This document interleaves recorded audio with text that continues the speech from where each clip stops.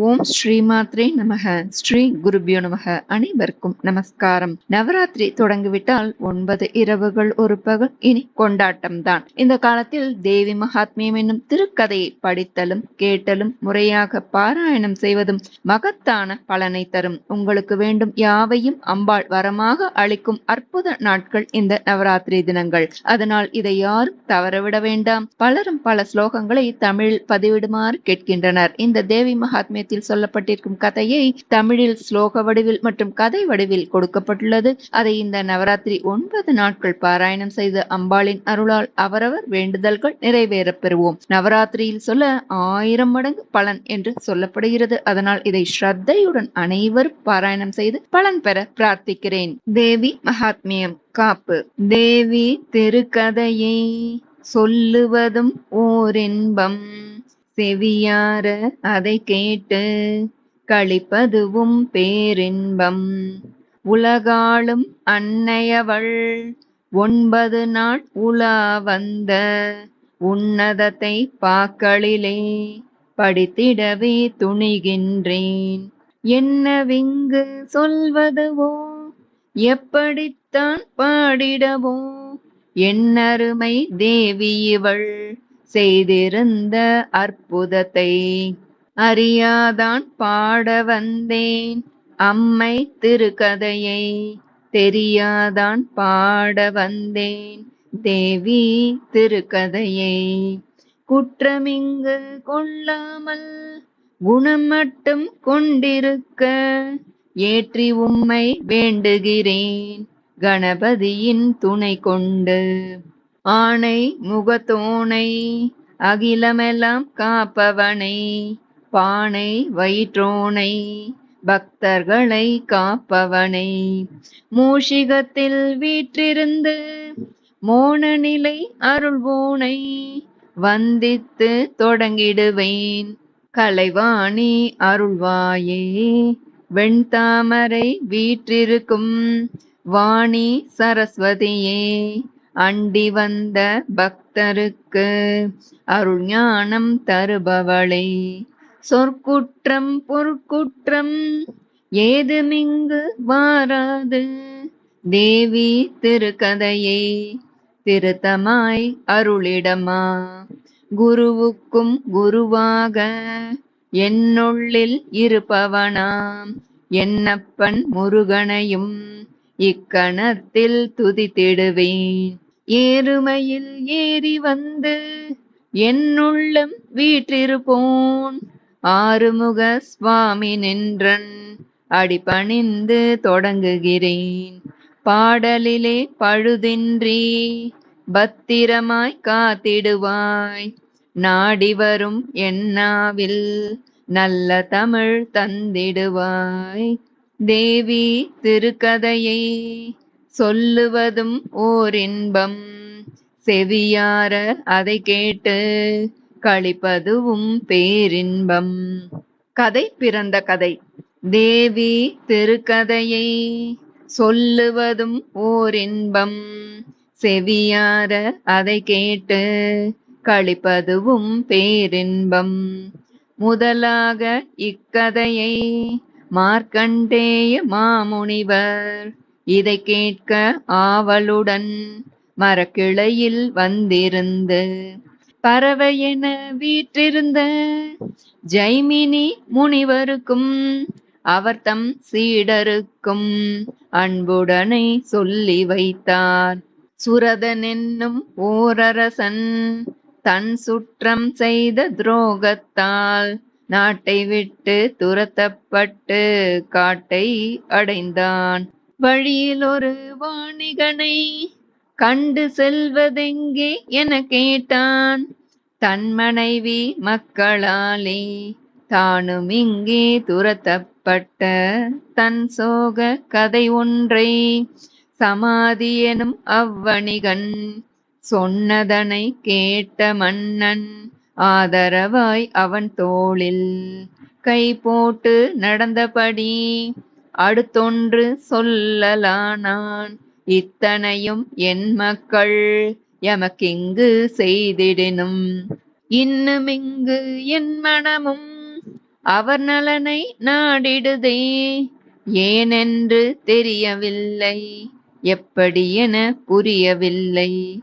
அது கேட்ட வணிகனுமே, எனக்குமிங்கு அந்நிலையே, எதுவென்று ஆராய என்னாலும் முடியவில்லை என்றான். தேவி திருக்கதையை சொல்லுவதும் ஓர் இன்பம், செவியார அதை கேட்டு களிப்பதுவும் பேரின்பம். மது கைட்டபவதம். தேவி திருக்கதையை சொல்லுவதும் ஓர் இன்பம், செவியார அதை கேட்டு களிப்பதுவும் பேரின்பம். ஆதியிலே பரந்தாமன் ஆழ்துயிலில் ஆழ்ந்திருந்தான், ஆதிசேஷன் படுக்கையிலே அமைதியாக துயிலிருந்தான். பார்க்கடலில் பள்ளி கொண்ட பரந்தாமன் துயிலிருந்தான், அன்னை பராசக்தி அவள் அருட்செயலால் துயிலிருந்தான். அகிலமெல்லாம் ஆளுபவள் ஆணையினால் துயிலிருந்தான், அண்டமெல்லாம் காப்பவளின் அரவணைப்பில் துயிலிருந்தான். யோக துயில் ஆழ்ந்தவனின் லீலைகளும் துயின்றனவே, துயிலிருந்தவன் செவியினின்று பிறந்திட்டார் இரு அரக்கர். மது என்னும் ஓர் அரக்கன், கைட்டபன் என்னும் மறு அரக்கன், திருமாலின் தன்னினின்று தோன்றியதால் கொண்டிட்டார். தான் என்னும் அகங்காரம் தமதென்ற மமகாரம், அகங்காரம் தலைக்கேற ஏறிட்டார் தம் பார்வை. நாபியின் கமலத்தில் தானாக முளைத்திட்ட பிரமனின் உருமீது பட்டதவர் பார்வையங்கு. படைப்பினை பிறப்பிக்க பிரமணவன் முனைகின்ற நேரத்தில் மது கைட்டபர் தொந்தரவு செய்திட்டார். தன் தொழிலை செய்ய விடாது தடுக்கின்ற அரக்கர்களை தன்னால் இயன்றவரை தடுத்து களைத்திட்டார். இனிமேலும் படைப்பிதனை செய்திடலும் ஆகாது என உணர்ந்த பிரமணவன் திகைத்திட்டார், விழித்திட்டார். நடப்பதெல்லாம் நாயகியின் லீலை என புரிந்திட்ட பிரமணவன் தேவி அவள் திக்கை நோக்கி துதித்திட்டார்.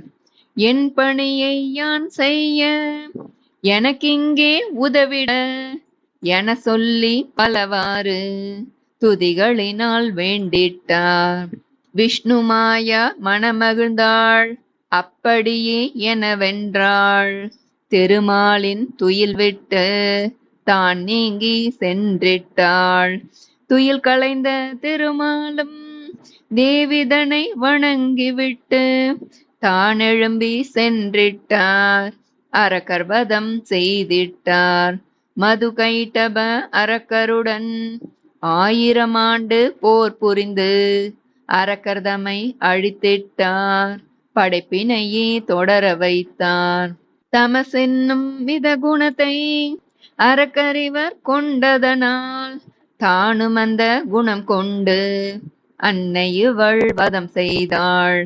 முதலாம் கதை இதுவே, முழுதுமாக சொல்லி வந்தேன். உணர்ந்திங்கு கேட்டோரும் உன்னதத்தை தான் அடைவார். தேவி திருக்கதையை சொல்லுவதும் ஓர் இன்பம், செவியார அதை கேட்டு களிப்பதுவும் பேரின்பம். முதலாம் கதை முற்றிற்று. மகிஷாசுர வதம்.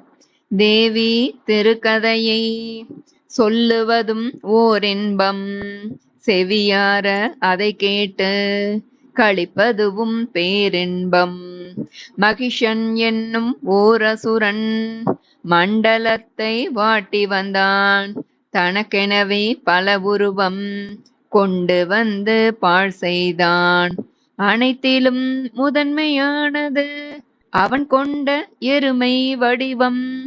அனைவரும் நடுங்கிடும் கொடியதோர் பேருருவம். மனிதரையும் தேவரையும் தனதடிமையாய் கொண்டான். தன்னை எதிர்த்த அனைவரையும் தரைமட்டம் ஆக்கிவிட்டான். இந்திரனும் பயந்தொழிந்தான், தேவருமே மயங்கி நின்றார்.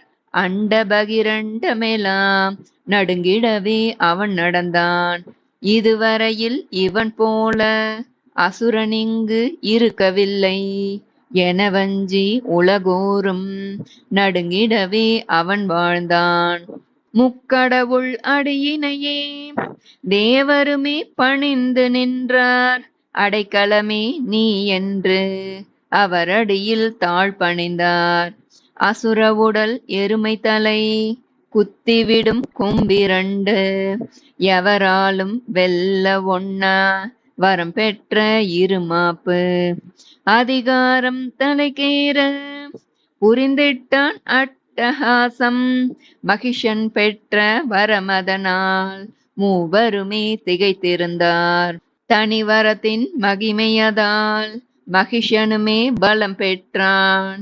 இவ்வரத்தை அழித்திடவே தம்மால் முடியாதெனவே தம்முடைய சக்தியெல்லாம் ஒன்றாக சேர்த்தளித்து பிரமன் திருமால் ஆதிசிவன் மூவருமே பணிந்திட்டார்.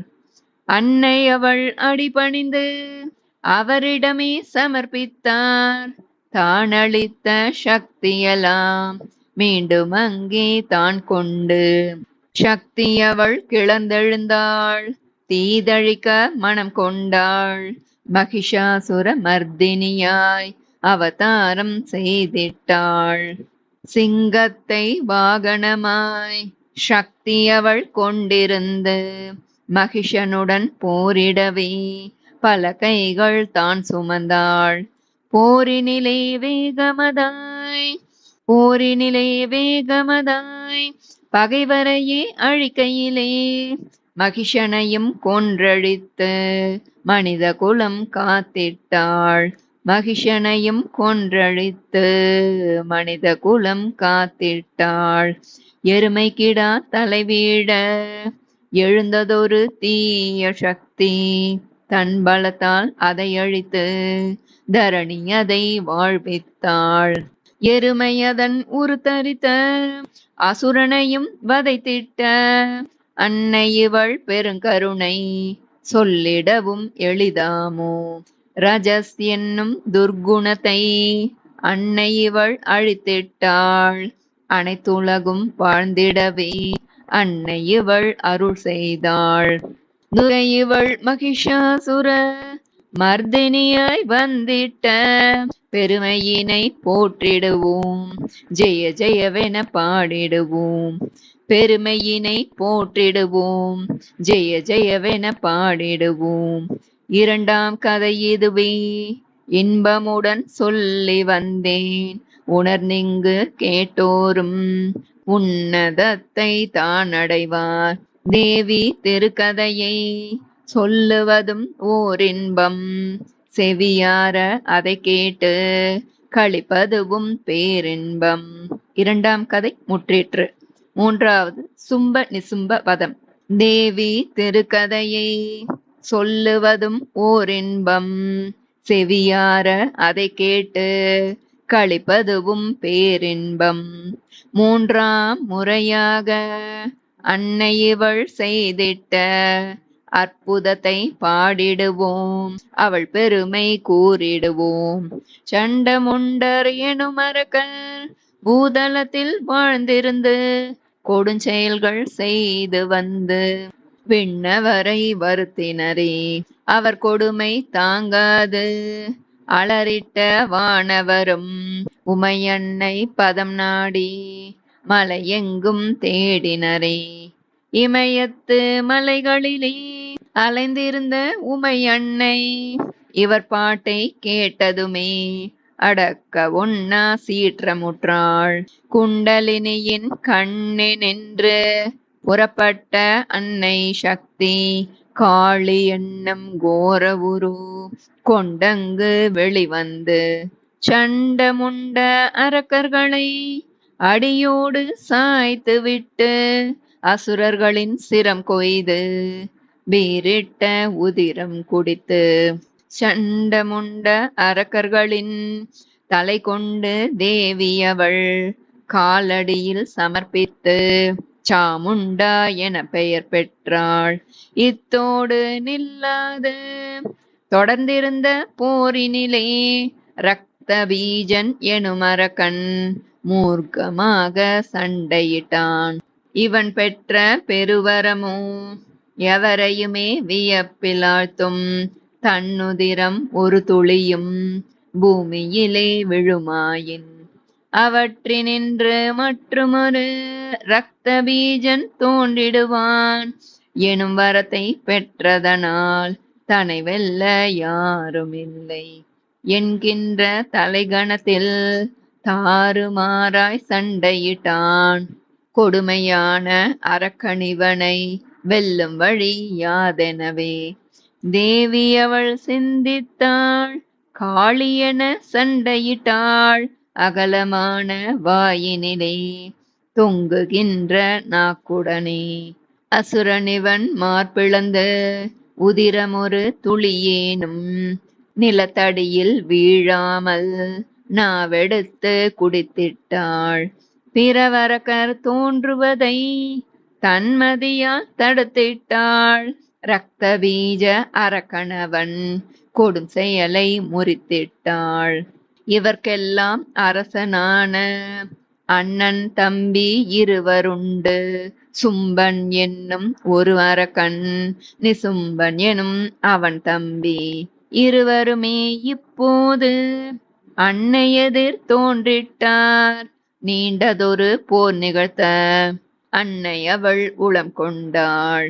தன் சக்தி அனைத்தையுமே பல மடங்காய் பெருக்கியவள் தனக்குதவி செய்யவென 8 சக்தி படைத்திட்டார்.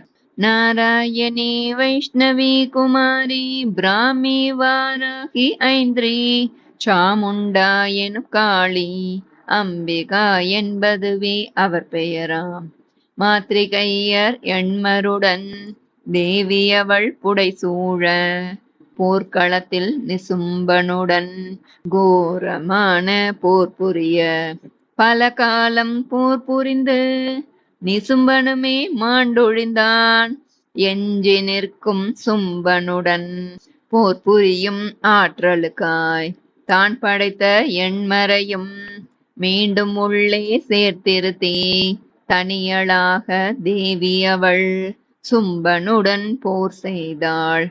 கண்டவர்கள் அதிசயிக்க விண்ணவர்கள் வாழ்த்தொழிக்க துர்க்கையவள் செய்த போரில் சும்பவதம் நிகழலாச்சு.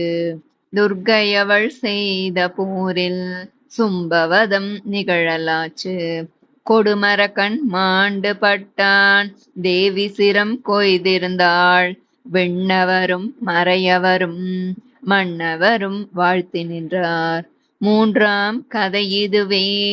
முடிந்தவரை சொல்லி வந்தேன். உணர்ந்திங்கு கேட்டோரும் உன்னதத்தை தான் அடைவார். உணர்ந்திங்கு கேட்டோரும் உன்னதத்தை தான் அடைவார். தேவி திருக்கதையை சொல்லுவதும் ஓர் இன்பம்.